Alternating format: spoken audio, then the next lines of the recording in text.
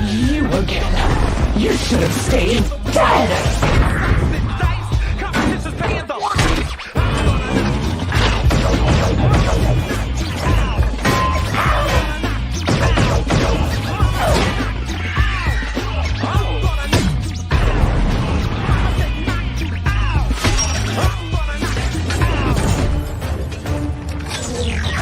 I have come here to kick ass. Good morning, good evening, good afternoon. Welcome. Meaty's back. Oh, Fuck YouTube still. yes.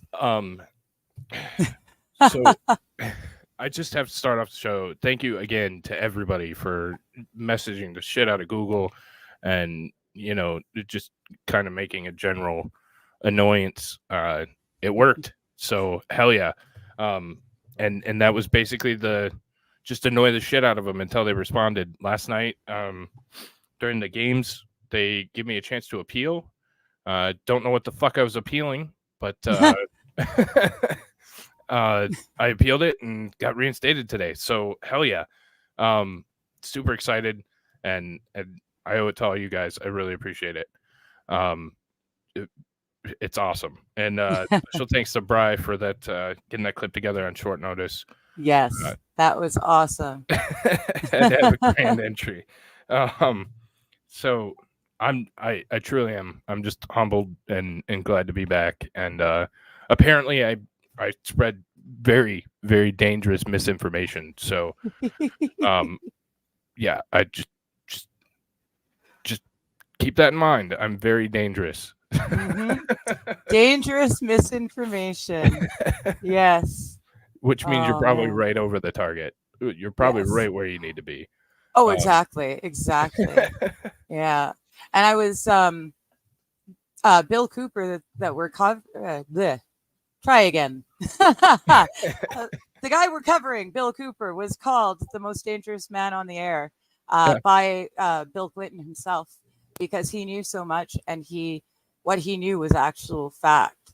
So it's really interesting that you're kind of like our day and age is Cooper. Hey, I'm not that. Well, you're not that. I'm Okay. not that big yet. I don't want to get shot. You're not that killed. dangerous. You're not that dangerous, but Yeah. you've got the dangerous misinformation. That's a good tag to start with. Yeah, I'm working my way up to being hunted by the Clintons. You know. Yeah. So Yeah. One thing at a time. we'll get there. But yeah, no, I'm super stoked to be back. So let's say hello to everybody and we'll get into it. Beers, what's up, buddy? Beers, nice to see ya. Daisy girl, hello. Hi, Daisy. What's up, AO? What's up, JKD Buck? Nice to see ya. Brian, what's up, buddy? Thanks again. Well for that. done. That was awesome. Dog Mama, hello. Bad Dazza, hey mate. Hey, Dazza. Omni, also AO. What's up, buddy? Nice new avatar. Yeah, wait for some of this dangerous misinformation. Yeah, it's coming. Hello, Bobby. What's up, Ghost? Hi, Ghost. 2222. Mystic, hello.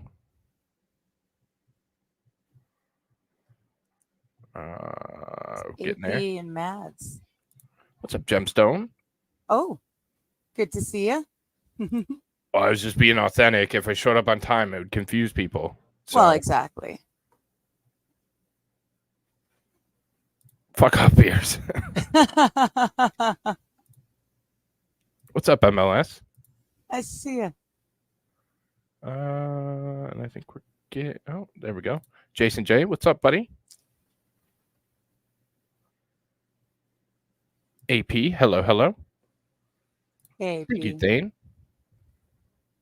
Holy shit, Cheese is here? Cheese is here. Wow. Hey, what's up, Hopefully we Cheese? do it right there, Cheese. What's up, Alex? Hey, Alex. Mads, it's still not out yet. So just a quick aside on that. It's still not out yet. I requested it directly from the court, as well as am looking for it everywhere else. There's some more fuckery. There's a stay, a court decision supposedly coming up. So we're hoping to get that soon. A lot of people are very confused because the flight list, people are selling the flight list as the list that we're waiting for, and it is not. No. The flight list came out in 2019, and I've actually covered it on this channel. So the flight list is something that's been out, and they're trying to repurpose it, in my opinion, because So of that misinformation. Exactly. Right. Misinformation, I wonder. Right, to distract and get you off the topic. But as soon as it comes out, I absolutely will go live with it. It just has not yet. So this is going to be basically all the court filings, and it'll be the unsealings of all the John Does from the court filings. So that's what we're waiting on. Yeah, well, most of them, all but the number keeps changing. I don't know how many it's going to be. Ultimately. Yeah. Well, someone, I have no idea who, but someone somewhere said that they were auctioning off the redacted spaces to the highest bidders. You know, we've got X amount of names we can redact. Who wants to pay the most to get them? That's awesome. Yeah, I don't know whose idea it was, but it was just about bang on, in my opinion. Yeah. Gates has got a lot of money, just saying. But yeah, I mean, there's been some speculation. I hate to get into the speculation market because God only knows who's procuring those lists. So I like to stay as far away from the speculation, and I'd rather have the cold, hard documents. And we'll see if they ever come down. I still think they do. There's still an order in place that they do, and they've given it plenty of time for appeals and for individuals to make their case for not being revealed, I guess. So I think it's all just a smoke show at this point, and hopefully at some point we actually get that list. So yeah, well, I think there's enough people who aren't going to let them get away with trying to slide this list in. Yeah, because they're trying real hard. But yeah, too many people know that that's not the right list, and they know what they're looking for. So right. It'll have to come out.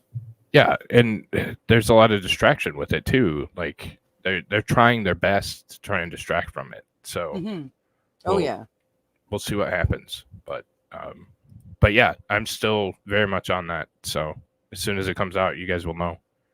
All right. Hey, Linda. Thank you. Hi, Linda. Return of the ribeye. Hey, what's up, Waxing? Hi. Oh, I see. Dog Mama said she got her hair done. Nice. It's can all be redheads again. Wow. Interesting. And I don't want to. Omni Coalition and Neo Dark Matter are over on Rumble. Yes. Thank you, Rumble. Hi, you guys. Well, for being awesome and dealing like not being an asshole like YouTube. So that's cool. And I get it. The YouTube is a better platform. It just sucks. Like it sucks that we have to deal with big tech bullshit, and obviously they have entirely too much power, and to just get rid of somebody with impunity because of something as ridiculous as misinformation. Yes. So blah blah blah. Wait, what did she say? Them really releasing the flight logs are distraction to confuse the retarded majority of people. I see them already spreading known false information already to the lefty areas. Yeah, exactly. It was 100% a distraction, and I have to call out people like I tend to follow some of the things that she says, just because she's in it. But people like Laura Loomer, re-releasing the flight logs like they're brand new. Yeah. Bullshit, if you ask me. Like, for sure. Oh, don't be doing that shit. You know better than that. Like, clicks and the excitement and all that, but come on, man. So that's okay. It just shows everyone once again who's telling you the truth and who's still willing to try and cover Right. You know? Right. I don't know that I like her as a person. She just has a quick inside to a lot of information. So Mhm. it's a good account to follow if you're looking for information. So, but all that was pre-show shit that we just needed to get out of the way. So, I think I have the right video, Digger. Send that? I do believe so. Okay. Yeah. I will hear in just a second. If not, I'm pretty sure that's right. Yeah. I did absolutely no pre-research today. I don't have any timestamps for when the music comes on or if he speaks through it or not, but we'll have to play it by ear. We'll let it play. Okay. No worries. So we're back to Mystery Babylon. So like we said, every other Tuesday we were going to go into a different topic, and then the off Tuesdays or the opposite Tuesdays we'd continue this Mystery Babylon series. So last week we learned about the penis rock. So and Yes, and it was entertaining. it was. Who is Bill Cooper? So I'll let Digger explain that because she's pretty. Well, he was a patriot. He worked for the Air Force, and then he worked for naval intelligence. He had the highest intelligence clearance you could have, reporting to the very top of the top. And shoot, I don't have the. There it is. He was a man who knew a lot of stuff and had a lot of really valid facts, and he was able to connect the dots on a lot of different things. People know him for his stuff on aliens, although a lot of people got it wrong. What they think he said about aliens that he didn't actually say, but that's for another day. He also knows a lot about the secret societies who run the world or are purported to run the world. So he is giving us in the Mystery Babylon series a in-depth study, historical study of the different secret societies and how they kind of play into one another. And on that note, I stand corrected. The other show, I said you had to get to the 30th degree to be a Master Mason, and then you would go on to your things. That was wrong. Apparently, I misunderstood. There's only 3 rituals or 3 levels to get to be a Master Mason. Huh. So once everyone can get to be a Master Mason at only 3 levels. After that 3rd level, you can choose to go on and learn the mysteries with the different, and that's where the Scottish Rite comes in and all the different things that we're going to be talking about. But each of them have X amount of steps to get to the 32nd degree. Like they don't all take 32 steps. Okay. But 32nd is the highest degree one can reach in the mysteries, and a 33rd degree Mason, which you hear about, they're for special people who have managed to make an especially great contribution to Freemasonry or to the mysteries in the world. So ex-presidents, perhaps, and the like. Gotcha. So people that would have been on Epstein's flight log. Gotcha. Yeah. Allegedly. Again, we don't give information. Allegedly. This is all just speculation and bullshit out of the media. Yes. Like this is especially the mystery series. This is as his knowledge from what he's learned in his years of studying. This is not necessarily Mighty and I's beliefs. And we are not saying that every president and prime minister in the world is connected. That's not what we're saying. Just Obama. This is just an old.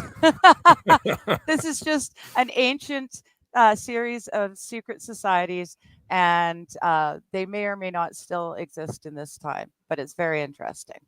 Yeah, it's just interesting. And what's up, Jeff? Good to see you, buddy. Oh, what's up, Jeff? Nice. Sorry, I'm squeaky.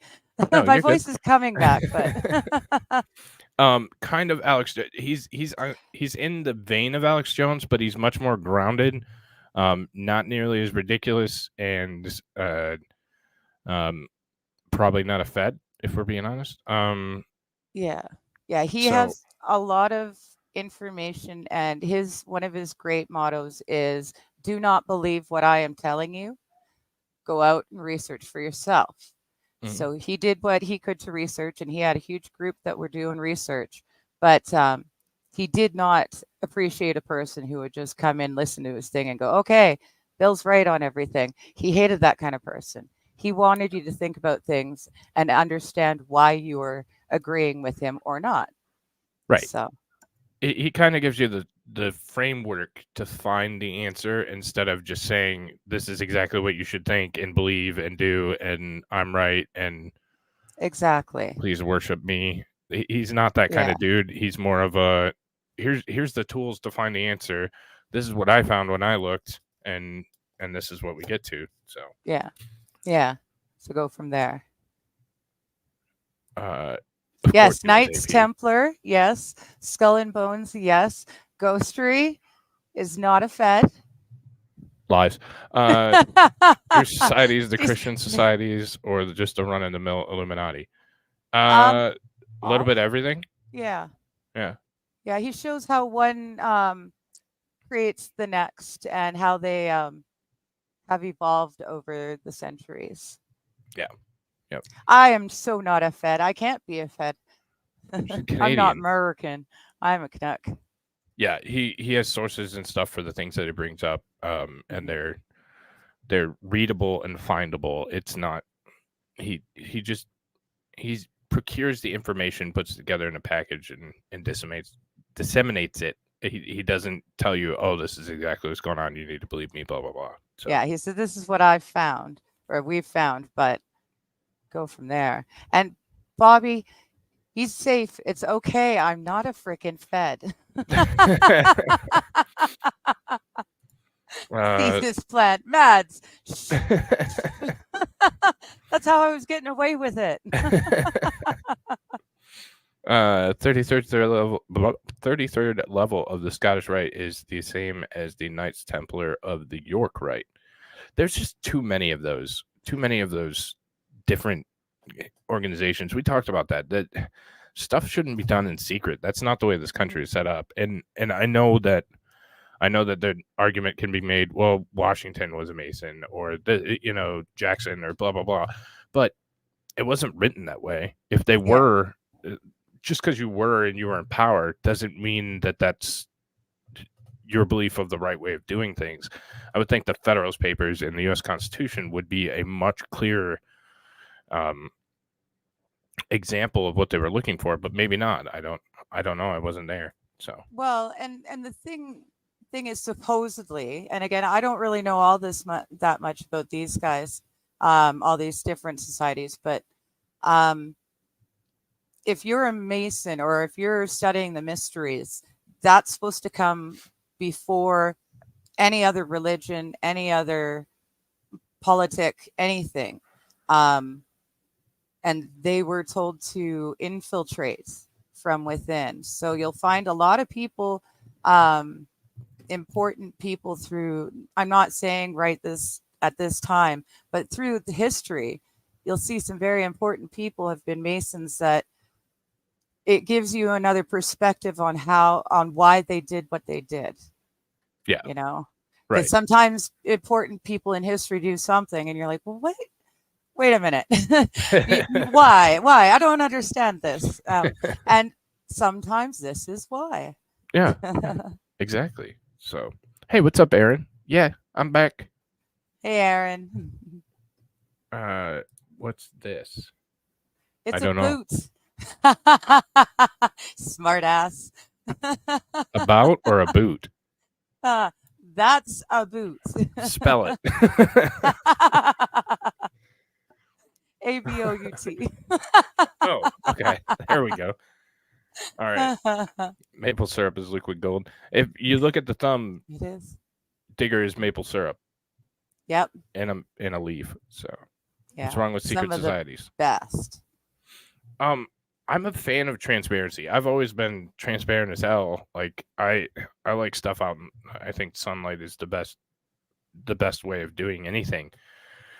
And I think when you're doing it behind closed doors and you have influence that's unknown or that can't be measured or accounted for, I think you have more than enough chance to disrupt and to really have a negative impact on things. I mean, take the Google situation. I didn't know shit, couldn't do anything, and it's just a group that gets to arbitrarily remove people without any explanation or anything until it's all over with. So I don't think it's ever a good idea to do things in a dark room behind closed doors.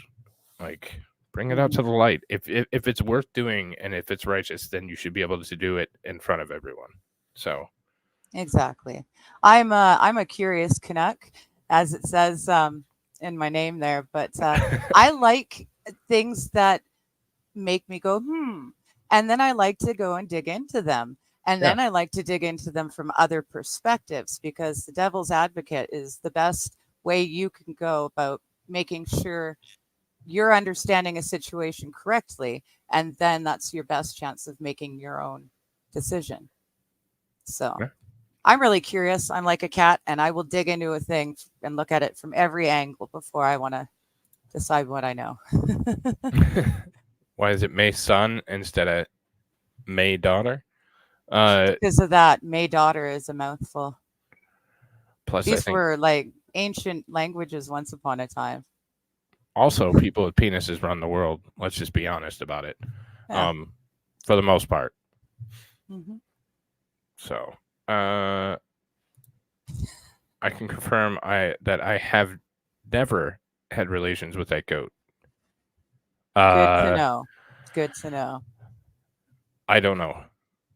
I don't know. I'm taking you at your word, but I am a bit gullible at times, so that doesn't necessarily bode well. Yeah, I mean, I'll trust you until I see the sex tape, but and trust me, I'm looking. I will not name the person, but there's a creator I've watched for a good long time. I just recently found out she's got an OnlyFans page, and it just, wow, the disappointment that I felt. I thought, wow, I shouldn't feel this disappointed in a person that I've never met, but I thought she was one of the better people on YouTube. So yeah, I did that. I was watching, you get caught up in shorts, and I was watching. I see the list. I'm gonna look at it later. Ayo, but I appreciate it, buddy. So I was watching this one, and I'd never looked at the page, just subbed and watched the shorts, and she made different shit, and it wasn't like I was very shocked to find out that she has an OnlyFans page and like back end promotes the OnlyFans. Like I never would have thought, but yeah, I was disappointed.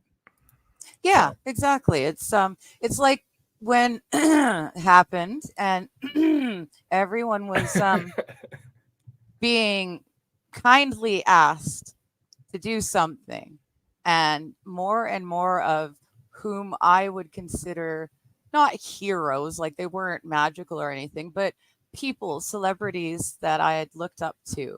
And so many of them were selling out. And it was so disappointing, Right. I think that might have been part of the idea. I absolutely think you can. I Very think that true. A lot of people took a short-sighted approach to doing something. And I think in the long run they'll probably regret the decision. But yeah, you can have It's good it's people not do, that I Go ahead. Sorry. No. Oh, well, it's not that I have a problem with OnlyFans. It's the problem that I had was that the person portrayed herself as one thing, Right. Which was not like churchy or religious or anything, but she has a more wholesome Exactly. following. You know, she's got kids and teens and that follow her, and the stuff that I've seen has always been wholesome. Yeah. So it's shocked me that she felt she had the need to go and do that, because you know she's doing so well anyways, you know. Right. So I mean, and we can all scroll through and see the obvious OnlyFans model that's doing yoga or whatever, and it is making it very obvious. But same thing with this lady, like very wholesome, just made stuff, and it was neat. And I was more looking at the content of what the hell she was doing rather than looking at her for what she had, like that kind of yeah, thing, you know. yeah. All of a sudden, I was looking at her for a different reason. Now that Right. all that being said, too, I am a prude and I live alone. And even with all the blinds and everything closed, oh, there goes my alarm. With all my blinds and everything closed, I still do not walk around naked by myself. Not cool. I am not comfortable with the naked human body just throwing it all out there. So I'm a prude. I think it's yeah. I can't do it myself, so I guess that's it. I'm yeah. I feel embarrassment for everyone. I don't know. That's not right either. I'm digging myself a hole. Well, no. I mean, and I'm all about do whatever the hell you want. Like as long as you're not harming somebody else, I really don't care. And yeah. But I feel, and we've had this conversation before, and this kind of goes into the show a little bit, so I'll continue it just for a second. There comes a point where the degeneracy and the level therein has gotten too much for me, and I considered myself to be an absolute degenerate. And once normal has surpassed my previous high level of degeneracy, then you know, like I think that's when it becomes an issue, when normal has passed my previous high level of degeneracy. Then I think there's a problem. So, and that seems to be where we're at. So there's an age where OnlyFans is absolutely no. I disagree. I think that there's some, I mean, there's a fetish or a kink for everything. So I'm sure you could continue. I mean, you're not going to be as popular, but I'm sure you'd continue to, get clients.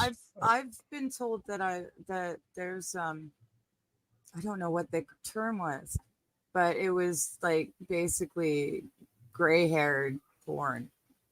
You know, something like that. And it was specifically aimed towards people of a certain age that, you know, and fair enough. I haven't really seen a whole lot of porn. I watched the soft porn as a young teen on Super Channel. When it occasionally came on. That's about as good as I got. So Bobby says when you start dressing up like a leather dog and getting walked on the sidewalk. Exactly. Yes. You've seen the two chicks that bark at each other. Like that's when I was like, fuck, we went too far, even for me. Well, the guy who's in charge of your nuclear waste was a dog guy. Yeah, exactly. Right? He's in charge of your nuclear waste. Right. So, I don't know. Yeah, either way, do what you want to do in the privacy of your own home. That's fine. I'm a total prude, so I don't do anything, even in the privacy of my own home. It just, some people portray one thing and then turns out there's something else. And it's not that it's something else is wrong. It's just that something else is so different. Right. You know, it's kind of a shock. Let's face it. 7 years, Lisa Ann will do a sequel. I don't know who Lisa Ann was. Who's nailing Palin, and people will watch for morbid curiosity. I would. Like, just to say I saw it. Like, I'm pretty sure that's why we all watched Two Girls, One Cup. Not because we were interested, just to say, yep, I saw it. Or we got tricked into it. Yeah. I have never seen it, and I'm gonna keep it that way.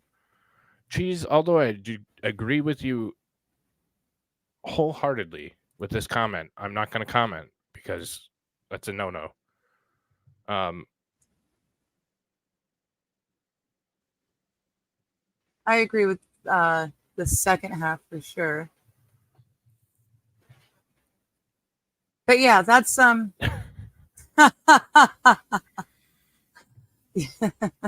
can believe that. What's up, Jacob?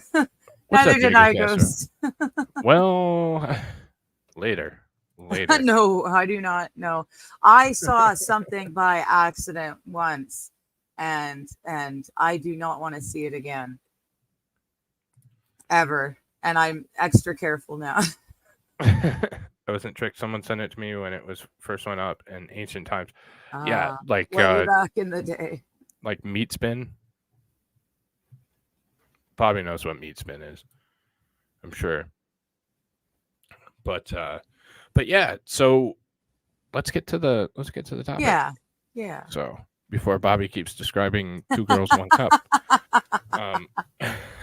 So it was fucking funny. Okay. It was so funny. Brian's gonna send you some wholesome stuff. I wouldn't open it. I wouldn't open it. Yeah, don't open it. Send it to my brother, and if he survives and calls me back, then I'll be okay. I'll watch it. All right. So let's get to Mystery Babylon 2, The Sun God.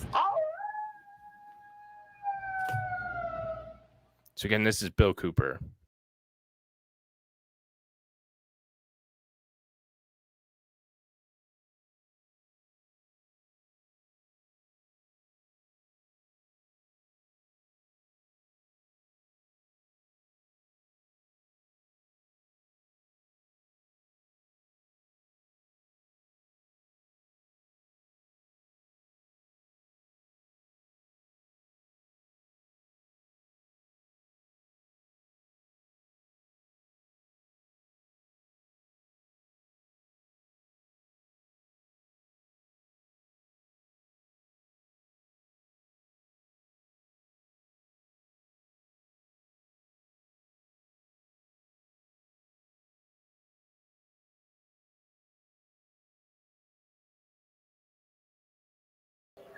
Yeah. That's why do you think I'm drinking water? You're listening to the Hour of the Time. I'm your host, William Cooper. It's this old ladies thing and in gentlemen, cars.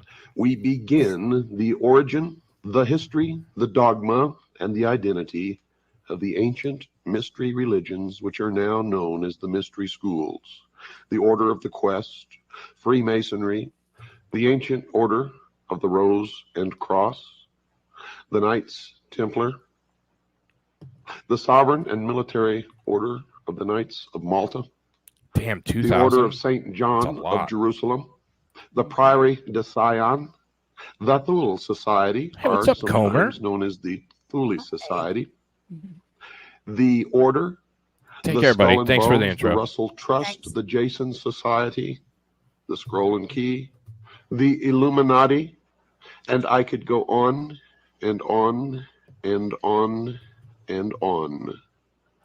But the most important thing to realize is that they all have been collectively known throughout the ages as the mystery schools, the Illuminati, which literally means illumined ones, international socialism, communism. They are all one and the same, as you will come to know. And you will understand perfectly how they've been able to infiltrate all of our society. What you hear tonight does not necessarily reflect my views or beliefs or religion, nor those of WWCR. Nor those of Mighty Meat Media, or this channel, or any other channel. We're just listening to this for educational purposes. Yes, totally educational. We do not believe this at all. We don't not believe this. We just don't. We don't know. We don't know, and we don't influence your opinion on what to believe, because that would be spreading dangerous misinformation, and we wouldn't do that. We don't do that. We wouldn't do that. See, right there. This channel does not give specific legal, medical, general life advice that should be relied upon. Always consult professionals as your circumstances will be specific to your situation. Yes. All right, we'll continue. I thought that was a good spot to jump in now. To begin in the beginning with every story and every history. And we have to begin at the beginning. Wait, I don't know who the pre. Do you know who that is? Who is a priory of Cylon? Is that not Battlestar Galactica, or am I being really obtuse? I don't know who it is. Cylons were bad people in Battlestar Galactica. Yeah, it's something about a race of sentient machines from Battlestar Galactica. Yes. Okay. Whew. Yeah. See, I knew. Oh, Bobby. Okay, it could be. Of mankind. And the beginning is the beginning according to the mystery religion. And they believe wholeheartedly that man is a product of evolution, not of an extraterrestrial race, and not of the creation of some benevolent God. They believe that the tree-dwelling ancestors of man were among the most intelligent beings of their distant age. And when these creatures finally abandoned the trees and walked fully upright, freeing their hands to serve as implements of their minds as well as their bodies, there began the most successful evolutionary drive toward higher intelligence ever witnessed in nature. Okay, so remember what I said about degeneracy going too far because I'm a certain level of degenerate? It's the same thing with nerd in this chat. And I love you, chat. But the nerd has exceeded my nerd, which makes it dangerous. Priory and Cylon's crossover between Battlestar Galactica and later seasons of Stargate SG-1. I haven't seen either one. Okay, I know about. I've seen Battlestar Galactica. I was actually working, and that was during my fun drug phase. I actually became a makeup artist in part because I worked next door to the Bridge Studios where they filmed Stargate, and I got to walk through the gate to deliver coffees and stuff, and That's it awesome. it was so dope. And then they'd be filming scenes, and we'd get like aliens and stuff come in and order lunch and coffee or whatever. Oh, it was a lot of fun. That's really cool. So, yeah. Huh. Sorry, totally off topic. Priory for me, I just go back to monks, old age, like ancient. Meat is not a Dalek. I don't know what a Dalek is, but I'm well, that's trust from Digger on Doctor this Who, one. but that's a whole nother one. Oh shit. I'm not going to take time to learn this. I'm just going to agree with Digger and say, no, I'm not. No. All right, continuing. Yes. As ground dwellers, these creatures were easy victims of the great predators who hunted them down by day and surprised them at night as they huddled in clearings or in caves. They could not compete in strength, ferocity, or speed with their attackers. Armed with little except their hands and what their complex brains enabled them to do with those hands, they had to think or die. For untold thousands of years, most of them met early, violent deaths. Only a few in each generation had the good fortune and the ability to outwit their enemies. And these favored ones survived long enough to have and rear offspring. The unwary, maladroit, or stupid died early. And folks, I'm afraid that the stupid who live today are going to die early also. But back to the beginning. Their offspring, if they had any, were left to starve or be eaten by predators. Hey, what's up, Pineapple Man? Thanks, buddy. Hey. Well, her comment was better. Natural. What was that? There we go. The Priory of Sion, a European secret society founded in 1099, a real organization. So, Huh. yeah. Yeah, Da Isaac Vinci Newton. Code also says it's a secret society, claiming such members as Isaac Newton, Victor Hugo, and Leonardo da Vinci. Interesting. According to the Da Vinci Code, the primary purpose, because it continues, purpose of the Priory of Sion is to maintain the truth that Jesus was married to Mary and had children with her. Okay, so that was their job. Okay. I do like a race of genocidal mutants. Yeah. Maybe. Yeah, I can see that. I think we could say without any question whatsoever, that there are significant numbers of these secret societies for different purposes. They may not be as we perceive them or as we've come to kind of romanticize. I don't think that people are as organized or as powerful as we romanticize them in our heads to be, but I 100% think that there's something there. It's one of those, if there's smoke, there's fire. So there's got to be something there. There's got to be some kind of society or some kind of organization or being, or insert whatever word you want here. But there's got to be something there. It's just how powerful and how big of an organization are they? So yeah. Selection was operating on the earliest types of man with grimmest intensity. Perhaps no other extant creature has undergone so severe and protracted a period of selective elimination. Yet, here and there, small groups managed to survive because they had the intelligence to use sticks, stones, and clubs to defend themselves. Crude and puny as these implements were, they were weapons, and their possessors were the first creatures who could kill without having to come in direct contact with their antagonist. As the great beasts grew larger and either faster or more formidable, man became ever more watchful, ever more successful in pitting his wits against mass and power, more and more adept at slipping out of trouble. And as the challenge grew greater, so did his brain. For the laggards on both sides got left behind in the race for the future. And we are still engaged in that. Okay, one more slight distraction. This guy is not beautiful. I am beautiful. That's the one thing I'm going to disagree with. I assume this is the right guy, but yeah, not a looker, that's for sure. No.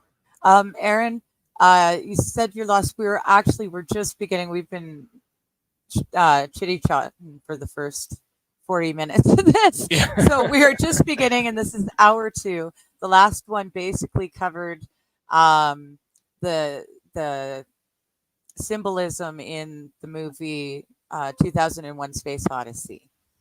So you're here right at the beginning with all the rest of us. We're learning about the secret societies that may or may not exist and or not maybe rule the world. That's also true, Hayden. That's incredibly true. So even in smaller ecosystems, there's power struggles and there's societies and there's groups and there's hierarchies and yeah. So yeah. I mean, that's why I stay out of all the drama and I'm friendly with everyone and I try to I don't want to be way up top. So I think it makes it easier for me. Me either. I'm comfy right here where I'm at, kind of chilling out with my group, doing my thing. So yeah. But all right, we'll keep going. Race for the future. The steps in the development of man's brain are revealed by the progressively larger brain cases which appeared with the passage of centuries. Basing our judgment on the improvements in tools and weapons which took place as the intelligence of their inventors increased, we can construct some of the ways in which natural selection may have worked to bring about a doubling in size of the human brain. Many edible nuts are too hard for even a caveman to crack between his teeth. Accordingly, they were useless to early man until some genius of his day discovered that any nut could be opened if it were just placed upon one stone and struck hard with another. Better fed, the family of this innovator proliferated while the others died off. Perhaps centuries later, while a man sat cracking nuts between two stones, one stone broke, and the broken edge cut his hand. Love that. Previously, men in the same situation had thrown the broken stone away and nursed their cuts. But this man started thinking. He possessed an original thought. Since the edge had cut through his skin and drawn blood, it might also cut through the skin of the small animals he caught, making it easier to get at the meat. The first knife was invented. He and those close to him and those intelligent enough to imitate them increased in number, and the rest died off. They had a cutting tool which made it possible for them to skin and eat meat. Okay, so sorry, and then I'm going to let it go for real. I wanted to mention two things. One, much like myself, Bill doesn't have any notes. Like, he doesn't type up a script. He doesn't have any notes. This is all from his experience and from his head. And I do the same thing, because I see if I get into writing out shit and doing notes, then it doesn't go in these fun directions. It doesn't have the same meaning. I've tried it before. It doesn't hit the same way. So I'd rather be off the cuff and speak my mind, and that's what I've always done.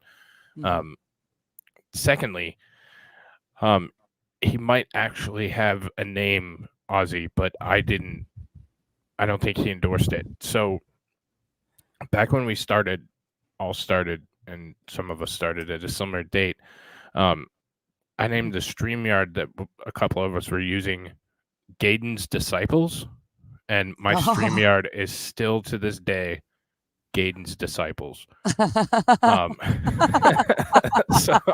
that fits so perfectly. And the fact that Hayden's there is just because this is all his fault. This is 100% his fault. So totally. It's always been Gaydon's Disciples, and it continues to this day.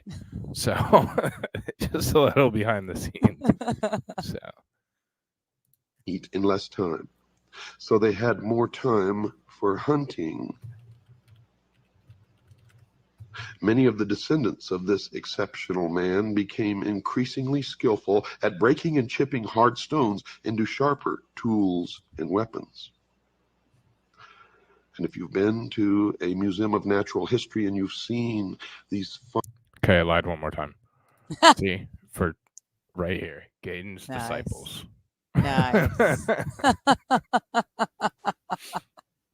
Fine, beautiful flint arrowheads and spearheads.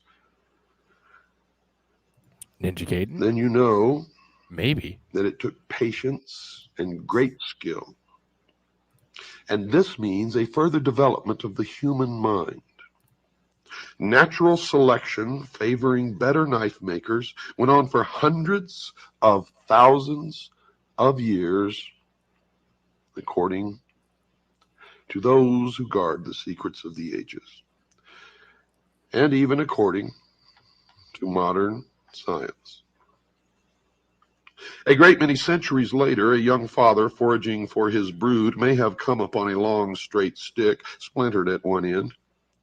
Well, he pulled and chewed at the splinters until only one stout point was left, or at least that's how we can imagine that it was done. It seemed to him a very useful stick, for it was sharper than the digging sticks which the women used.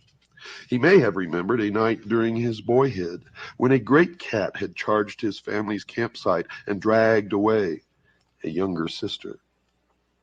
Now that he had small children of his own, the memory of that attack was ever present. Lately, he had seen fresh panther tracks. Another family not far away had been attacked, and the mother had been killed. His dawning intelligence told him his pointed stick might be a better weapon against big cats than the clubs which he and the other men carried. So for many days he kept the long stick near him, even when he was laughed at for having what was regarded as a woman's tool. Not only did he possess a greater intellect than his fellow men, but he possessed more courage to resist their laughter. Then one night he heard a faint rustling. He whispered a quick warning to his family. Suddenly, a dim shape charged at him in the darkness. Kneeling, he raised the point of his long stick toward the beast. It sprang, clawed at him savagely, then fled. The creature had struck the point so hard that the blunt end of the stick was shoved deep, deep into the ground. Next morning, following a trail of blood, the man found a panther dead from a punctured chest. The long, sharp stick had saved his life and the lives of his family members. In the same situation, less perceptive men, armed only with clubs, would have been killed. From that time, he, his sons, and their sons carried impaling sticks whenever big predators were near. Foresight, genetically transmitted to their descendants, had given them a new weapon, which they used with devastating effect against their natural enemies. Perhaps many generations later, a bright descendant of the inventor of the impaling stick mated with the daughter of a man who had thought of throwing a club at fruits, nuts, and small animals on the lower branches of trees. Now Hey, what's and up, then, Flux? this brought down an extra need. Sucks. The man who knew how to defend his family from feline prowlers soon learned from his woman the new way to collect additional food. And their young family thrived, and some of the children, with good mental inheritance from both sides of the family, showed an even higher order of intelligence than either of their parents. With impaling sticks added to their clubs and cutting stones, men no longer had to be such furtive food gatherers. The hunted gradually evolved into hunters. And in times of famine, when battles over food were fierce, those with impaling sticks threw them with deadly accuracy at members of other hunting bands. Sharper stone knives and spears gave a double survival advantage during times of crisis. But the most telling gains were the increasing sharpness of minds. However incomplete our knowledge of human ancestry, there is scarcely any doubt that the development of brain power, of intelligence, was the decisive force in the evolutionary process which culminated in the appearance of the species to which we belong. Natural selection, they believe, has brought about the evolutionary trends towards increasing brain power because brain power confers enormous adaptive advantages on its possessors. It is obviously brain power, not body power, which makes man by far the most successful biological species which living matter has produced. Even with man's new weapons and tools, it did not take him very long to decide that in this world the single greatest enemy to be feared was the darkness of night and all the unknown dangers that came with it. Simply stated, man's first enemy was darkness. Understanding this one fact alone, one can readily see why the greatest and most trustworthy friend the human race could ever have was, by far, heaven's greatest gift to the world, that glorious rising orb of day, the sun. Okay, I'm gonna stop it for a second just because I want to. I think that there's, especially from the former Vice President Joseph Robinette Biden, we've heard comments like "we have nukes" or "good luck stopping F-16s" or whatever the case is, and I think that there's enough of us, and I think that we're intelligent enough that we just need to make the next leap. We don't have to go up, and because we can see it's happening. I mean, our government and this whole civil thing, and all that stuff. We can see that happening around us. Like it's not like it's a crazy thing to say. In the next 5-8 years, we could be in a conflict here at home in the United States. We don't have to go toe to toe with tanks or aircraft or this or that. There are other vulnerable avenues, and we just need to come up with that next weapon. We need to come up with the spear from this text or this conversation. We need to come up with whatever is next that we can take a step ahead. And I think what's reassuring about that is the innovation front and the technology front and the development front in the United States has gone down so dramatically that I think that we can get ahead in that. I really do. I think that we have the potential to leap forward beyond where they're at right now. And I think that's something that we can hang our hat on and be assured of. So, And I'm the Canucks, so I think we can do it all with civil disobedience and just do not comply. Because yes, you're going to get hurt. You may be the one who's beaten to death or what have you, but you can't fight violence with violence. You just have to not agree. I am not accepting of this situation, and it's going to hurt. And it may cost you your life, but I would much rather fight the system from any other avenue than actual violence. I don't think there is a need for that.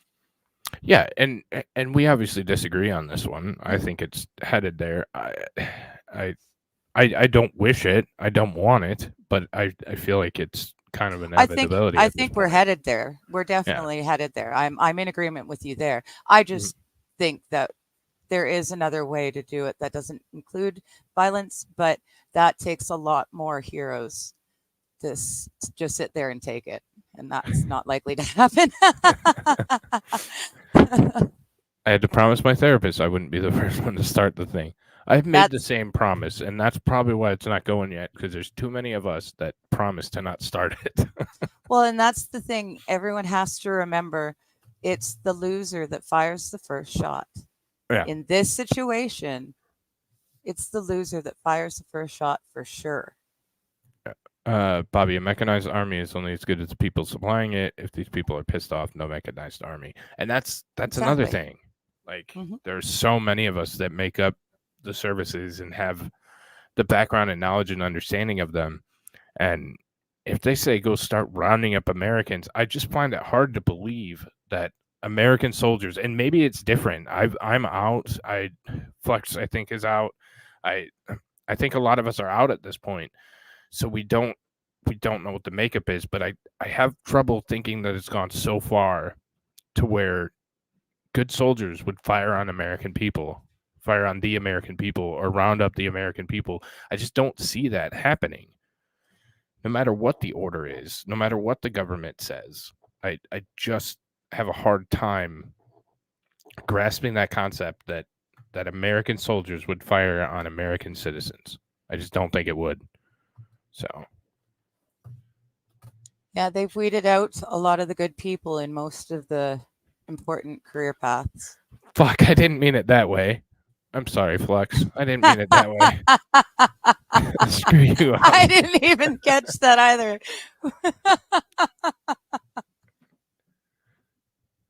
It's right beneath my belt buckle, Oz. Right beneath my belt buckle, buddy. With enough dehumanization, they will. And that's the... Yeah. Sorry, go ahead. Well, I was just going to say that the last few years, the first 3 especially, showed us just how many sheeple were willing to follow the herd rather than take the hit of having to lose your job and potentially, being hard up for money and stuff. you know, there's a lot of people who did it because they needed to get into the hospital because they have sick family or what have you. And there's a Right. lot of people who did it because they need their jobs because that job takes care of everyone. And I understand that, but the government does too. And Right. that was a really good test to see how many people were willing to take a hit, an actual hit, Mhm. versus how many people were going to just follow along, and how far would people follow before they stopped. They started to wake up and see that this is BS. So Right. it was all a stress test. Yeah, no, I completely agree. So they get rid of them via dogma, inflate the population with illegals, give them citizenship, and draft them. They'd kill for money. That's true. And I don't even. That's why I said I don't know what the makeup. I mean, obviously we hear that their military's woke, blah blah blah, all that bullshit. I don't know that for a fact. I'm not, like I said, I'm not there anymore. I can imagine that some of it would be it's just it's a stretch for me to think that the entire military is woke. Yeah. You know, a lady on her 8th booster. Holy shit! My family and I don't speak on it because they all agreed to it and I did not ever. Huh. I don't know how many of them are still doing it. I have my calendar synced with one of my parents, and that parent is up to date Holy shit! in Kami, BC. So yeah, she's got to have probably 8 now. Wow. Yeah. So it Holy is what it hell. is, but yeah, Well, some people are just are not going to wake up, and that was right. a really hard lesson for me, but that was another stress test too, right? Yeah, How many families and friends broke up over disagreements on this thing, you know? it's true. It was a better wedge than religion has been for a while. Right. Um, and there's also the fact that they made us hate each other. Like, Mhm. oh, you wear a red hat, so you're the worst person on the planet. Yeah. And Yeah. and I think that does nothing but play into their side of things either. That's why I've always been more than willing to talk to anybody and kind of put myself out there. And I'm a human being. Like, I'm a person that's much more than a fucking red hat. Like, get to know Mhm. people, talk to people, but Exactly. it's hard to do That's anymore. So yeah. There's a lot of people who have been born and raised and taught in school that debate isn't good. Debate hurts. right. Debate is violent. So you have to memorize what they're spoon feeding you, and then you get wound up like a little toy, those toy teeth, and just start Hmm. spouting it all over the world the Yep. rest of your life. And we've got that's where us Gen Xers come in. Thank you very much. I'm on the very tail end, but we're the ones who are of the right age when the stuff hits the fan, and it will. Like, look at the world. There's no Yeah. way it's not going to hit soon. But Right. when it does, Gen X's are the one who are most in positions to do something about it. Yeah. To stand up and take over and help when the water systems break down and stuff. The local guys who are going to be able to figure out how to get water to the town, and that's where you're going to figure out who's there and who's just a sheep, Yeah. just waiting for their handout. Yep. No, and that's what I've always said with the impending, what I'm sure is going to be just a fucking blast for everybody. Mm-hmm. Go out and learn something. Make yourself more marketable. The more things you know, the more useful you are, the more likely you are to survive and stay around. Learn something. Mm-hmm. Learn how to, fix something or build something or do something. Like, just go learn something. Yeah. And if it doesn't go to hell, then you know how to fix You're your smarter. sink, or you know how to fix this, or Yeah.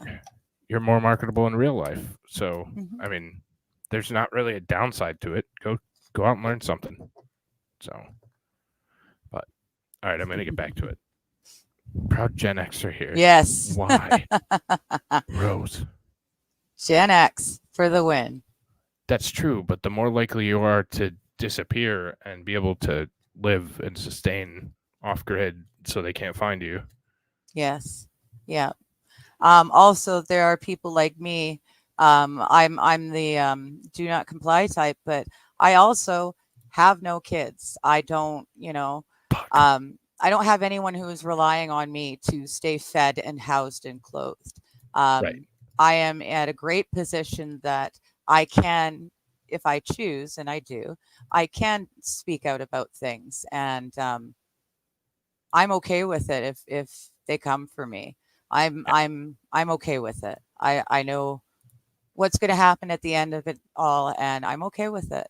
I would rather stand up for those who can't stand up because they've got, kids who need medicine or what have you, Yeah. So I just hope there's enough of us Gen X's out there that are like me that will do this. I think we're going to be forced to, though. I think you're going to see a lot of heroes kind of stand up when everything hits the fan. A lot of heroes are going to stand up and keep things under control. I don't think they're going to go as insane as certain world leaders are hoping they will. Yeah, no, I would tend to agree with that. Linda, to answer your question, no, I was so excited about being back on YouTube. I fucking forgot about that. What? Oh, good. It's been pushed back, so we're good. It's been pushed back to 10:28 p.m. So, That's right. I forgot. Yeah. There's a lot. Yeah. Well, shit. Yeah. We'll make it work, one way or the other. Yep. So. I can hang out here. Sorry. That's okay. All right. We'll get back to this because we're only like 10 minutes in, 15 minutes in. And with this simple truth understood, we can now begin to unravel the most ancient. Hey, what's up, Amazing? And Hi, still Amazing. the most successful religion upon the face of this earth. Its success lies in its ability to remain hidden from the rest of the people. But first, let me assure you folks that no people of the ancient world believed the sun to be God. In point of fact, every ancient culture and nation on earth have all used the sun as the most logically appropriate symbol to represent the glory of the unseen creator of the heavens. In the Old Testament, it says, quote, "The heavens are declaring the glory of God," unquote. That's in Psalms 19, verse 1. In the Old Testament, quote, "The Sun of Righteousness will arise," unquote. Malachi chapter 4, verse 2. The ancient peoples reasoned that no one on earth could ever lay claim of ownership to the great orb of day.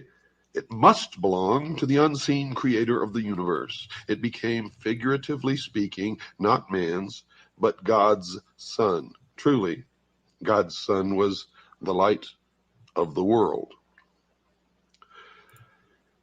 As I stated before, folks, in the dark, cold of night, man realized his utter vulnerability to the elements. Each night, mankind was forced to wait for the rising of the sun to chase away the physical and mental insecurity brought on by the darkness. Therefore, the morning sun focused man's attention on heavenly dependence for his frail, short existence on earth, and in doing so, it became the appropriate symbol of divine benevolence from heaven. For without the sun, there was no light, there was no warmth, and nothing could grow or live upon the face of this earth. So just as a small fire brought limited light into man's own little world of darkness, likewise, the great fire of day served the whole earth with its heavenly presence. For this reason, it was said that the God of the Bible was a consuming fire in heaven, and so he was. It was accepted by all that man was bound to a life on earth, but the sky was the abode of God's Son. He resided up there in heaven. Ancient man saw in his male offspring his own image and likeness, and his own existence as a father was proved by the person of his son. It was assumed that God's Son was but a visible representative of the unseen Creator in heaven. So it was said, quote, when you have seen the Son, you have seen the Father, unquote.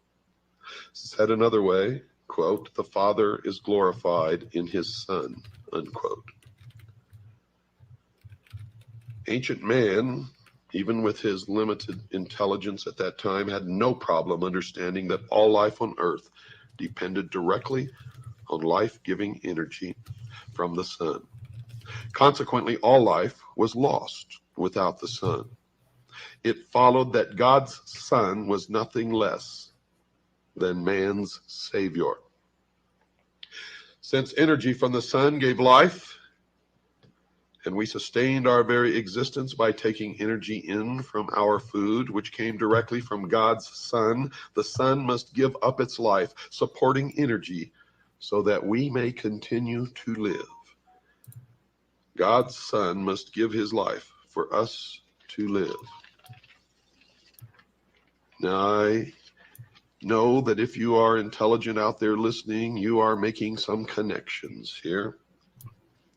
You see, the mystery schools believe that Christianity is a perversion of the mysteries.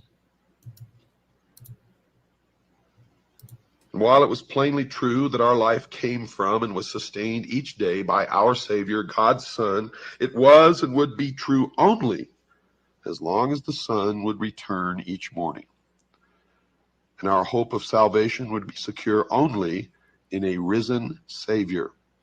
For if he did not rise from his grave of darkness, What's up, Rocco's Life over on all would be lost. Rumble? All the world waited for his imminent return each morning. The Father would never leave us at the mercy of this world of darkness. The heavenly promise was surely that, quote, he would come again, unquote, to light our path and save those lost in the darkness. Logically, even if man himself died, as long as the sun comes up each day, life on earth will continue forever. Therefore, it was said in the ancient texts that everlasting life was the gift that the Father gives through his Son. For God so loved the world that he gave his only begotten Son, that we may have life everlasting on earth. And the ancient text did not mean for you personally, but on earth, everlasting life. That is the interpretation of the mystery schools. Since evil and harm lurked at every turn in the fearful dark of night, all evil or harmful deeds were naturally the works of darkness. And with the return of the sun each morning, man felt more secure in his world and therefore was at peace. Therefore, God's Son was, with his warm rays of hope, the great, quote, Prince of Peace, unquote. And of course, the reverse was equally true. The evil of night was ruled over by none other. Sorry, I'm going to cut it. So he believes that religion holds these mysteries as well. Is that what I'm getting out of this? Yeah. Okay. A lot of Mystery Babylon is the different religions, not the ones that are known. Okay. These are the other, like Baal worshippers and that sort of thing. Okay.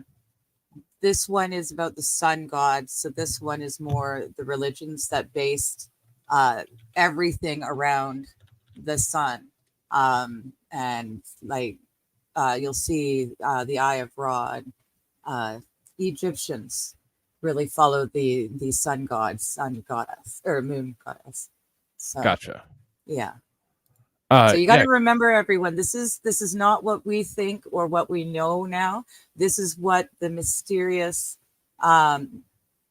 the mysterious religions thought at the time. So right now we're talking about pre-Jesus Christ. So a very, very, very long time ago. I saw Bad Dazzler said something about, we know that there's stuff that lives and dies, spend their entire life in darkness. We know that now, but this is way, way back. So they did not know that at the time. Gotcha. Okay. Yeah, Jenny, go ahead and post that link if you wouldn't mind for the launch. So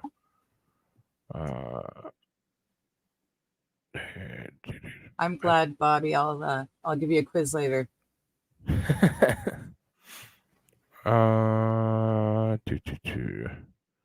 Remarkable creatures that live in total darkness. It's kind of magnificent how they can survive in such harsh and that's so to jump on the space thing for a minute. That's why we're so convinced that there's life outside of this earth, because we have things on this earth that can live in incredibly harsh environments and still thrive. So Gemstone, you're right too. This is not what Cooper believes. This is just what he has learned regarding the mystery religions. Right. This is And I was more relating that back to that there is belief in modern religion, that there's still mystery Babylon, and there's still for sure this I hate to say magic because I feel like that demeans it, but that magical thinking that there's this. Well, they're both as old as the other. Yeah. Well, technically one's older, but not by a whole lot. So yeah. Yep. So yeah, they're all ancient, and they all have what we would consider to be impossible happenings that happen in their history. So whether you choose to believe it or not is up to you. This is just what these people believed. Yeah, for sure. So, all right, we'll continue. Then, quote, the prince of darkness, unquote. Hence, evil is of the dark, or the devil. It was only a short step to see that the light of God's Son equated with righteousness and truth, and evil with darkness. From then on, it was simple to understand. Light was good, dark was bad, and the priests of the ancient mystery religion always followed the light. They always looked toward the east. They considered themselves to be illumined. That being true, then the great orb of day, God's Son, could rightly say of itself that, quote, I am the light and the truth, unquote. We should all, in their words, not mine, give thanks to the Father for sending us his Son, spelled S-U-N, in case some of you were getting confused. In every instance where I have mentioned the word Son, it has been in reference to the Son, S-U-N. For the peace and tranquility he brings to our life is even called solace. Solace is from the word solar, which means sun. Are you beginning to see the light? We now have before us two cosmic brothers, one very good and one very bad. One brings the truth to light with the light of truth. The other is the opposite, or in opposition to the light, the opposer, the prince of the world of darkness. It is at this point we come to Egypt. More than 3,000 years before Christianity began, the early morning sun Savior was pictured in Egypt as the newborn babe. The infant Savior's name was Horus. The early morning sun, our newborn babe, was pictured in two ways. The dove, known as the bringer of peace. The hawk, the god of war who punishes the enemies of God. Today in government, we still use these terms, doves and hawks. And that's how powerful this hidden religion is that we use the terms of this religion even today and know it not. At daybreak, this wonderful newborn child is, of course, born again. Hallelujah. Horus is risen. That is what hallelujah means. Even today, when the sun comes up, we see it on the Horus risen or horizon. His life was also divided into 12 parts, or 12 Horus hours, the 12 signs of the zodiac. But now, what about the evil brother of God's son, that old prince of darkness himself? In the Egyptian belief system, he was called Set, or sometimes Typhon. We are told in the Bible that when God's son died, the world was left in the hands of the prince of darkness at sunset. Sunset. Do you understand? God's son was killed by the prince of darkness, Set, at sunset. It was generally observed that God's son could be depended upon to return in the same manner that he left, namely on a cloud, and every eye will see him, unless, of course, you're blind or dead.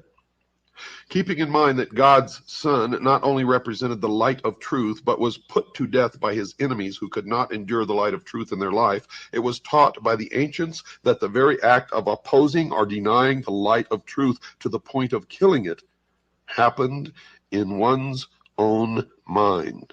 When we are confronted with harsh realities of life, the truth, the light of truth, which we do not wish to face and which runs counter to our views, such truth is put to death by your mind and in your head. Therefore, God's Son, the truth and the light, is put to death at the place of the skull, or skull place, located somewhere between your ears. This putting to death of the light of hope in your mind is always accompanied by the two thieves: regret for the past and fear of the future.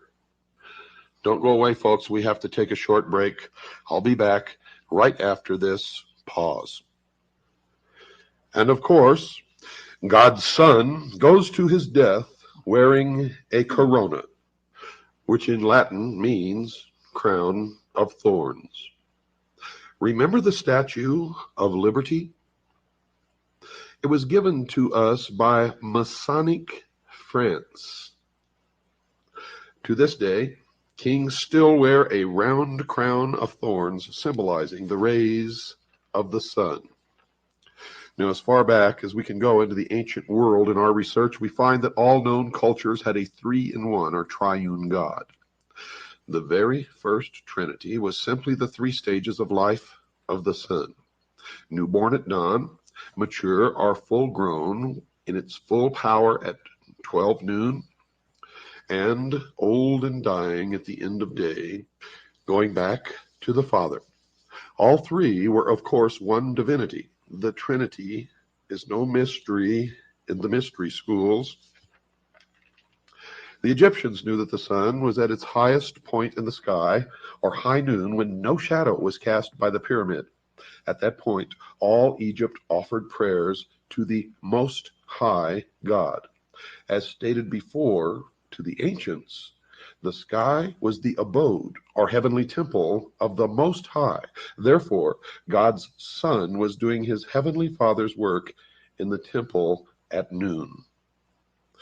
The world of ancient man kept track of times and seasons by the movement of the sun, daily, monthly, and yearly. For this, the sundial was devised. Not only the daily movement of the sun was tracked on the round dial, but the whole year was charted on a round calendar dial. Examples are ancient Mexican, Mayan, Inca, Aztec, Sumerian, Babylonian, Assyrian, Egyptian, Celtic, or Celtic as some pronounce it, Aryan, etc. And with this method, certain new concepts emerged in the mind of ancient man. Since the earth experienced 4 different seasons, all the same and equal in time each year, the round calendar was divided into 4 equal parts. This represented the complete story of the life of God's Son, This is also why we have in the Bible only 4 Gospels. Of this point, there can be no doubt, for Tertullian and many early church fathers stated this exact fact themselves in their own writings. And this, the mystery school claims, is why the famous painting of the Last Supper pictures the 12 followers or houses of the sun in 4 groups of 3, the seasons, with the sun in the center alone. On the round surface of the yearly calendar, you draw a straight line directly across the middle, cutting the circle in half. One end being the point of the winter solstice, the other end being the point of the summer solstice. Then draw another straight line crossing the first one. One end of the new line being the spring equinox, the other end being the autumn equinox. You now have the starting points for each of the 4 seasons. This is referred to by all major encyclopedias and reference works, both ancient and modern, as the cross of the zodiac. Thus, the life of God's Son is on the cross. This is why we see the round circle of the sun on the crosses of Christian churches. The next time you pass a Christian church, look for the circle, sun, on the cross. On December the 22nd, the sun going south reaches its lowest point in the sky, our winter solstice. At that lowest point, the sun stops moving on the sundial for 3 days, December 22nd, December 23rd, and December 24th, in the southern constellation known as the Southern Cross. Hence our Savior, dead for 3 days, died on the cross. The Southern Cross constellation, that is. This is the only time in the year, folks, that the sun actually stops its movements in our sky, according to the mystery schools. On the morning of December the 25th, the sun begins its annual journey back to us in the northern hemisphere, bringing, of course, our spring. Therefore, on December 25th, the sun is born again. And to this day, his worshipers still celebrate his birthday. It is at this point that we should look at the significance of the recurring number 12 in the Bible. First, 13 is said to be unlucky for humans. It is a heavenly number and represents the Son plus the 12 equals 13, or Christ plus the 12 disciples equals 13. It's unlucky for a different reason, folks. And I will explain that on another program, but it has to do with the persecution of the mystery school, the mystery religion. It would be well to get a Bible concordance and look to see how many times the number 12 is used in the entire Bible. Remember, the mystery religion is a religion of the heavens. Also in the Bible, you will find many combinations of the number 7 in the mystery religion that represents the 7 stars of the Pleiades. And you can see the emergence of the mystery religion in the UFO movement when the Pleiadians come to talk to Billy Meyer in Switzerland. Oh my, how we are deceived by these people. Here are a few examples of the use of the number 12 in the Bible. The 12 months of the year, the 12 apostles of the sun, the 12 tribes of Israel, the 12 brothers of Joseph, the 12 judges of Israel, the 12 great patriarchs, the 12 Old Testament prophets, the 12 kings of Israel, the 12 princes of Israel, God's Son and temple at 12, and there are many more. All these examples, and countless more, derive directly from the ancient world's fascination with the 12 signs of the zodiac. Now remember, folks, what I'm giving you is the teachings of the mystery school. And this does not necessarily reflect any of my own beliefs or my own religious beliefs or those of WWCR. Even back then, they had to give We cannot fight against these manipulators unless we know who they are and what they believe. What did you say? I'm sorry. Oh, I just said even back in 93, they had to give disclaimers. Yeah. Which is just crazy. Like, This is shortwave. Right. Shortwave radio, and he still has to give disclaimers. No one should ever have to censor and silence themselves just because it's unpopular. Mm-hmm. So What you want to believe is your own business. As we noted before, folks, the year was divided into 12 equal parts, or months, and to each month was appointed a heavenly symbol or astrological sign.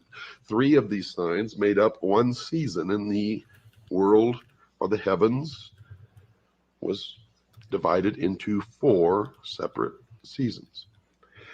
Each of the 12 monthly signs were called houses of the heavenly zodiac. The astronomers of Babylon divided the sky into 12 houses. They did this to account for the fact that the planets were not always exactly in the ecliptic, but appeared to wander a certain number of degrees either side of it. They therefore had to assume that each sign of the zodiac extended its influence through a fixed portion of the sky, which they thought of as a house to which a planet could return when it completed one of its journeys about the sun. The great god of the day had its house in Leo, the Lion of Judah, where he ruled at the head of his splendor. The moon ruled in Cancer at the right hand of the sun.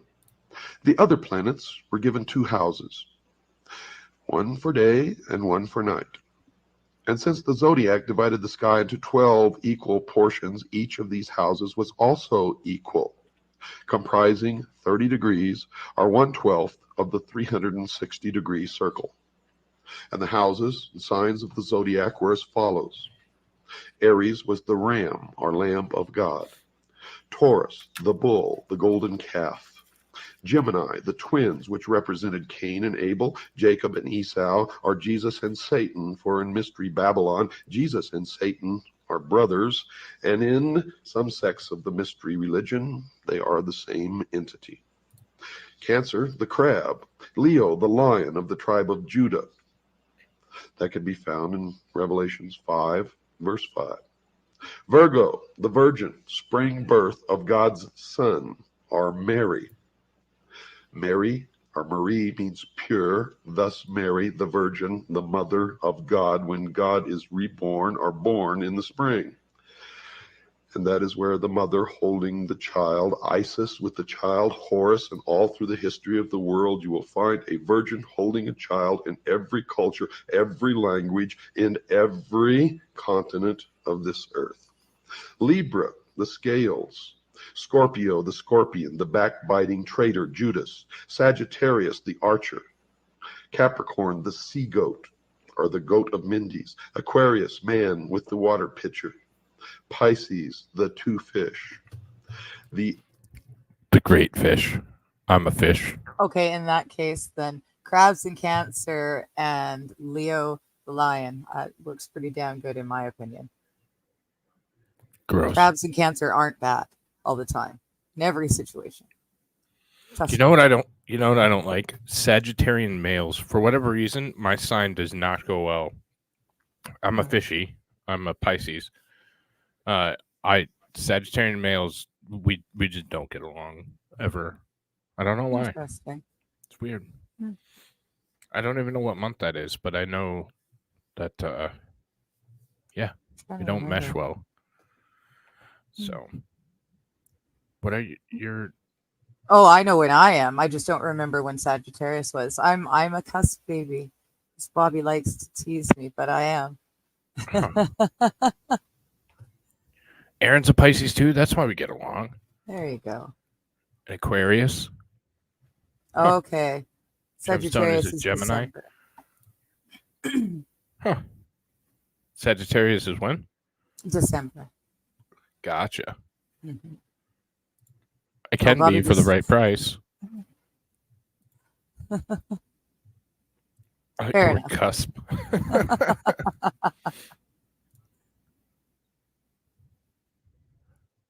Who, me? No. You're smart. I like you. Oh, sorry, I was not. I'm reading other comments. I'm sorry, Aaron. I just clued into what I'm smiling and nodding, and then I saw what was on. It's not at all what I was smiling at. Sorry. Confirmed. Digger just called Aaron a dumbass.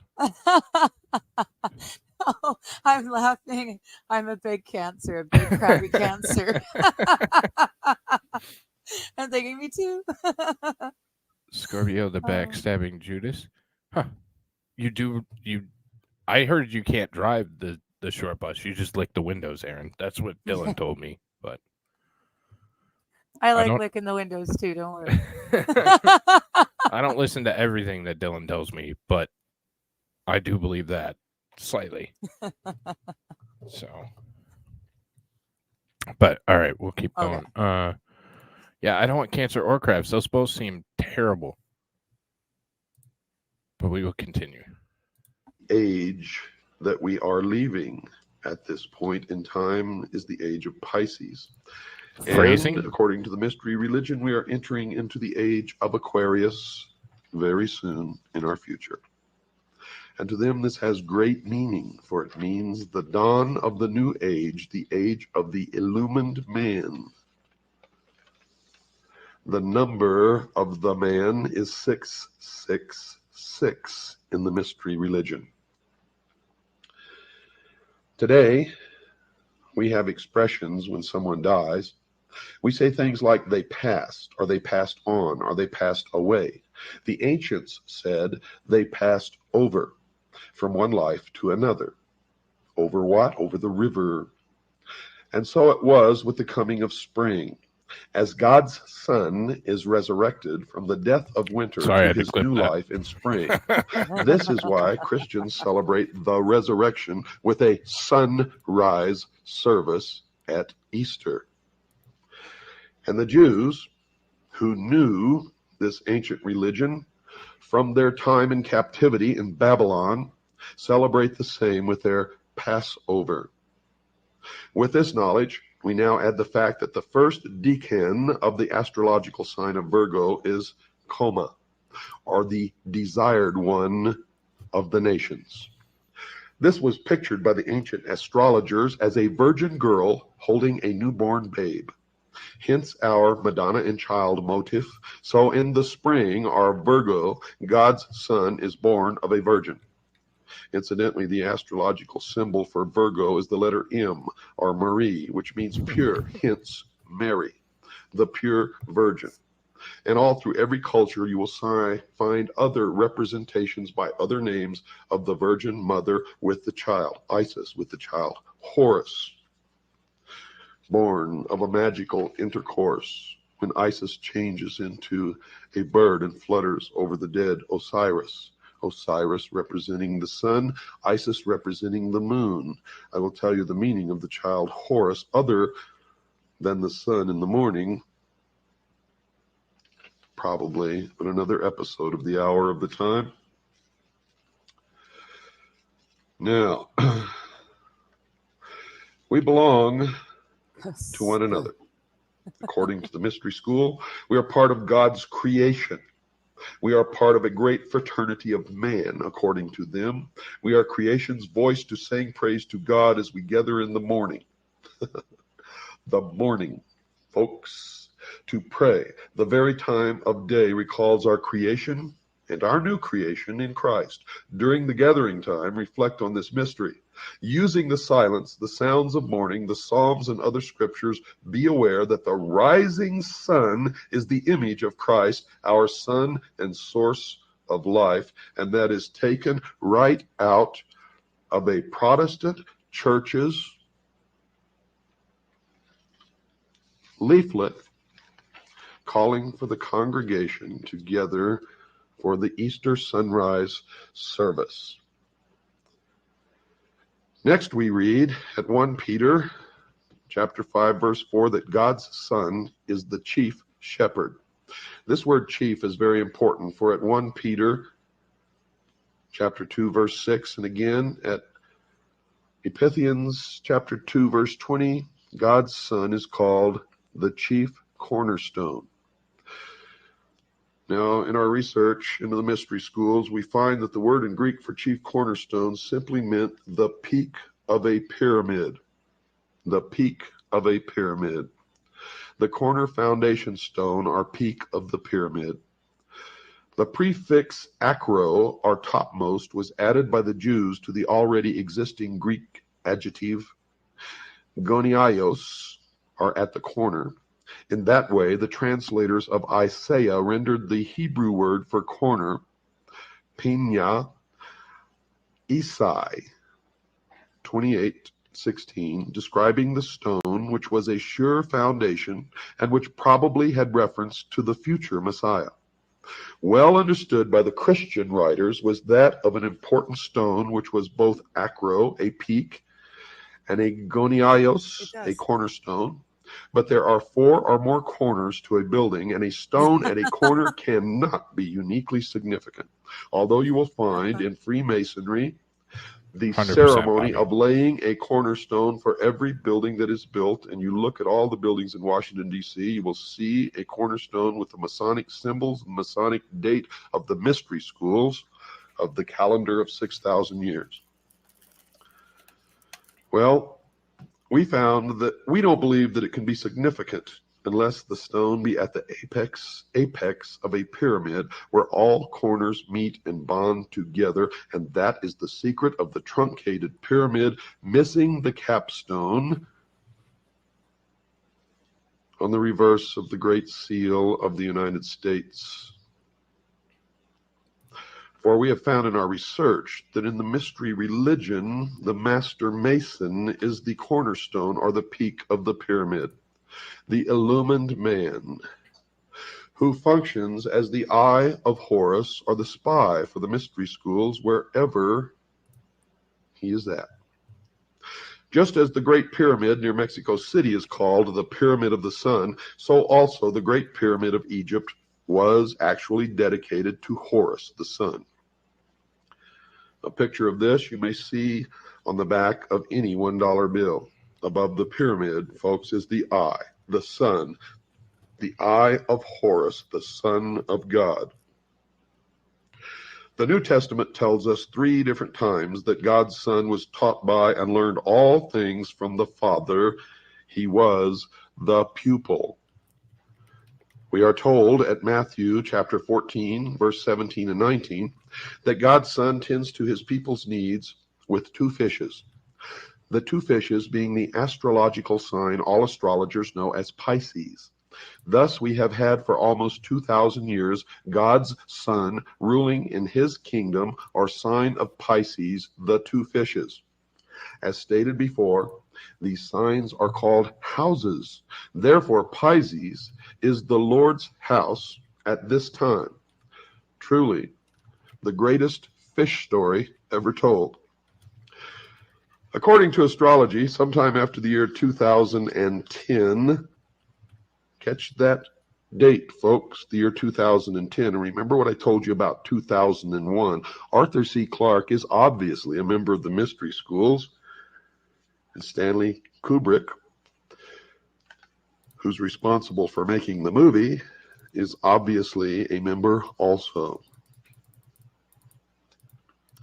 According to astrology, sometime after the year 2010, the sun will enter into his new sign or his new kingdom. As it was called by the ancients, this next coming sign or kingdom soon to be upon us will be, according to the zodiac, the house or sign of Aquarius. So when we read at Luke chapter 22, verse 10, we now understand why God's Son states that he and his followers at the last Passover are to go into the house of the man with the water pitcher. So we see that in the coming millennium, God's Son will bring us into his new kingdom, our house of Aquarius, the man with the water pitcher.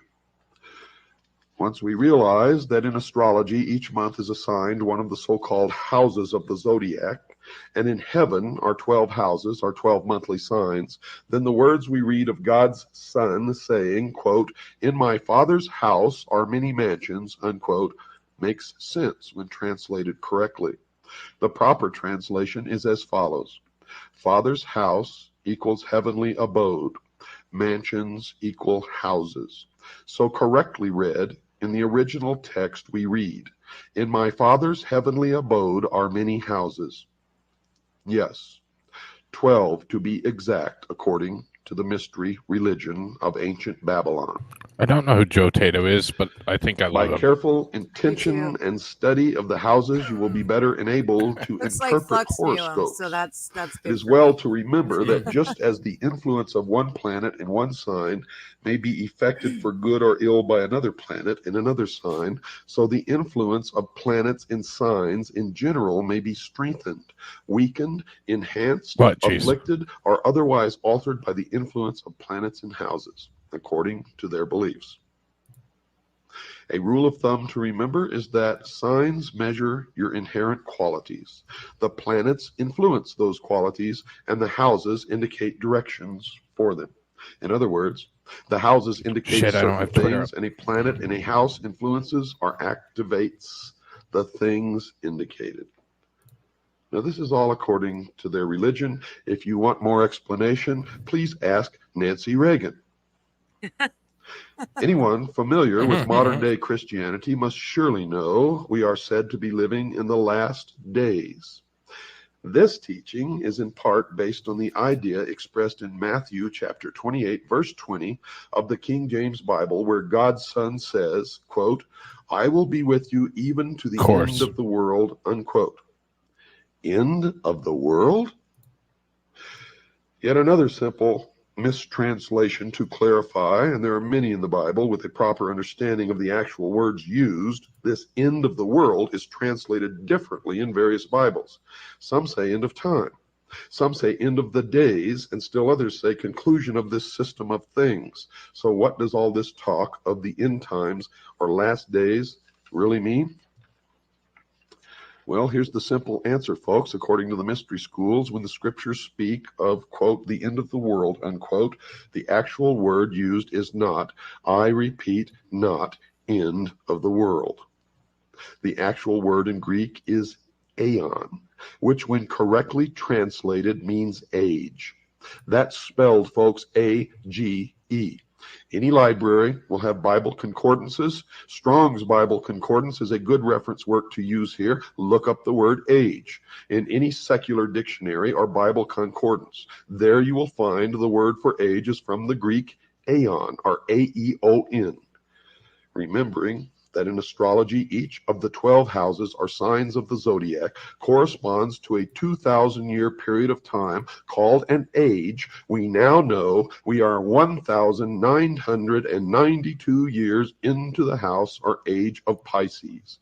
Now correctly understood, it can rightly be said that we today, in fact, are living in the last days. Yes, according to the mystery schools, we're in the last days of the old age of Pisces. Soon, God's Son will come again into his new kingdom, or new age, and that's where all this new age movement and new age comes from, new age of Aquarius, man with the water pitcher, Luke chapter 22, verse 10. That's right, folks, the new aeon, or the new age. This, according to the mystery schools, is the perversion of Christianity. This is the theme of the Bible, God's Son and his coming kingdom age, the new age of Aquarius. Now, what you choose to believe is your business. Remember, don't get mad at me. I am teaching you the mystery religion of ancient Babylon.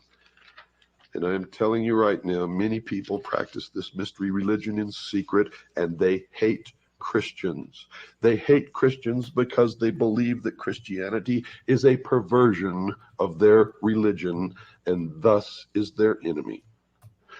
When viewing the shimmering rays of sunlight on a body of water at dawn or sunset, according to the mystery schools, one can still see today how God's Son walks on water. Good night, and God bless you all. All right. Sorry. Of course, it stopped as I was taking a drink. So, so yet again, we have another chapter in the Mystery Babylon. Today's was very different from the first one, where we really went hard at the penis. Yeah, it wasn't quite as penis heavy this time. No, Sure. it wasn't. But it was still incredibly interesting. And for those of you who are new to this kind of series that Digger and I are doing, again, thank you to Digger for bringing it up, because it's a hell of a lot of fun. But it's 41 videos, Something like that, yeah. 40 some, so 41 videos in a series, and we're going to go through each and every single one of them, and I think it's 43. Okay, 40, yeah. Perfect.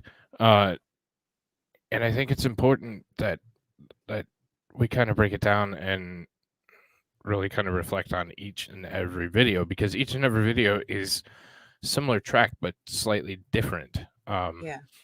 And I'm still, like, again, I know that these exist. Like, I'm not. Well, we've all heard of the Knights Templar and the Freemasons and whatnot. Right. Like these places, these groups, they do exist, and we have to remember, yeah, this is ancient Babylon. This is a mystery Babylon. This is like way long ago. We're talking way before Jesus, like hundreds, if not 1,000 years before Jesus was even a thing.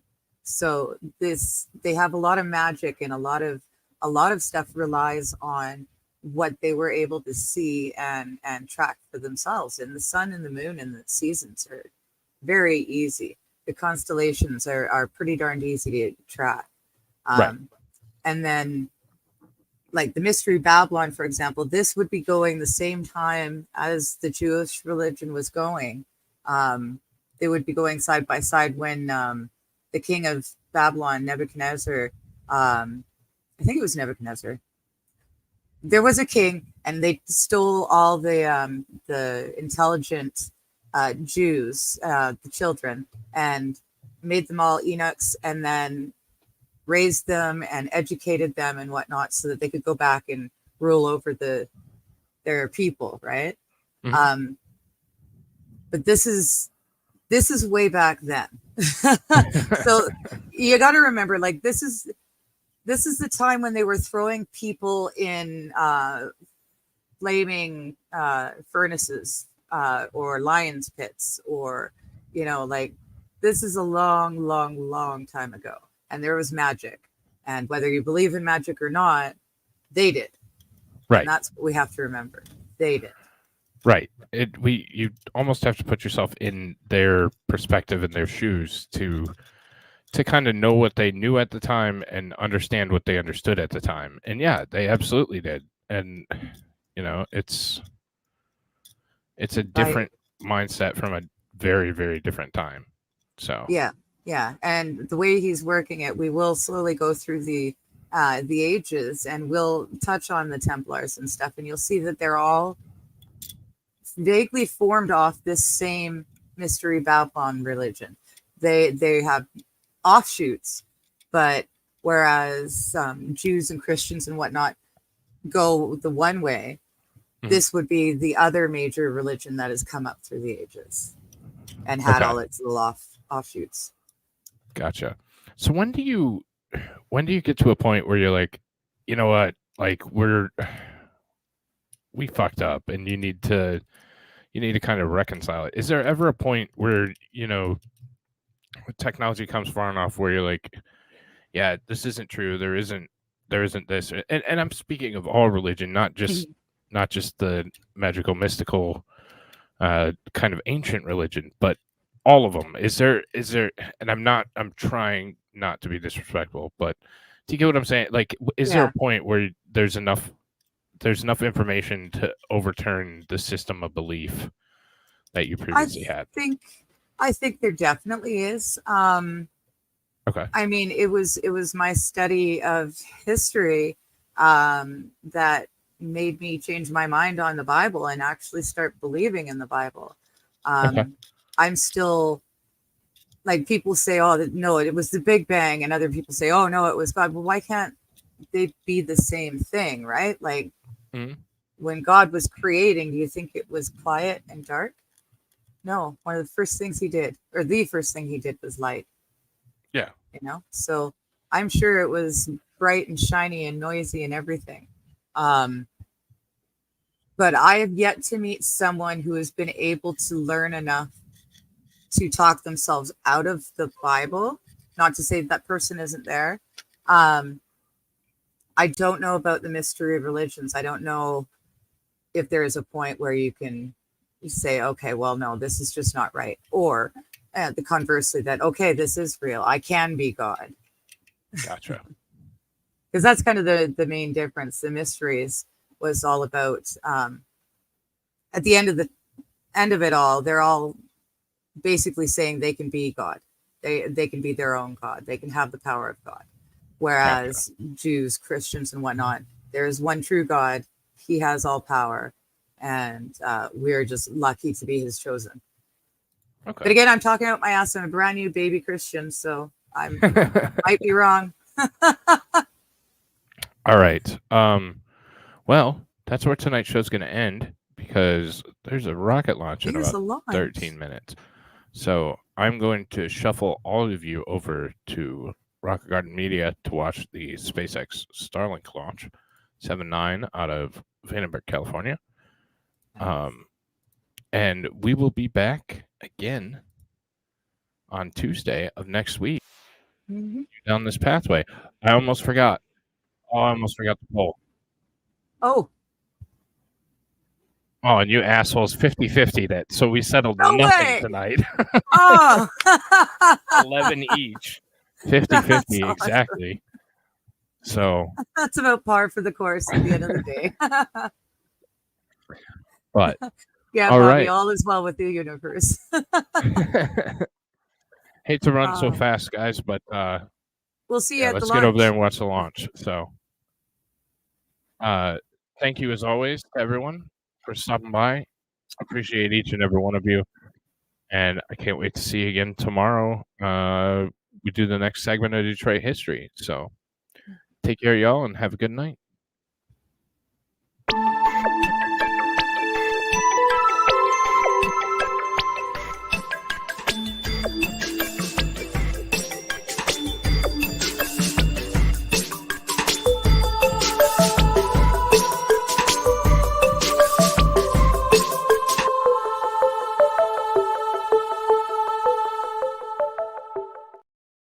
We're going to get going right away with it. Wow, it's almost like I didn't have to do anything. And paste. There we go. Yeah, I dropped the links and everything, so you're good to go in that respect. Enjoy.